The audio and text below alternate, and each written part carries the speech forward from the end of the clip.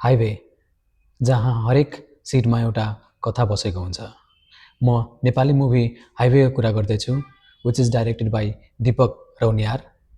यो मुभीको स्टोरी एउटा बस eastern Nepal to Kathmandu जानेबाट सुरु हुन्छ।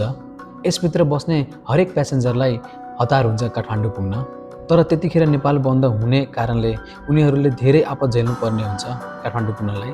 अब उनीहरू काठमाडौँ कसरी पुग्छन् भन्ने कुरा हजुरहरू आफै यो मुभी हेरेर पत्ता लगाउनुहोस्। यो मुभी केवल 1 घण्टा 20 मिनटको रहेको छ, तर यो सानो समयमा पनि डाइरेक्टरले हरेक प्यासेन्जरको स्टोरी बताएको छ। यसरी बताएको छ कि हामी डिस्कनेक्ट पनि हुँदैनौँ यो सानो समयमा पनि। प्लस गाडी गुड्दै जाँदाखेरि नेपालको त्यतिखेरको परिवेश पनि देखाएको छ, लाइक त्यतिखेरको हाम्रो माहौल कस्तो थियो।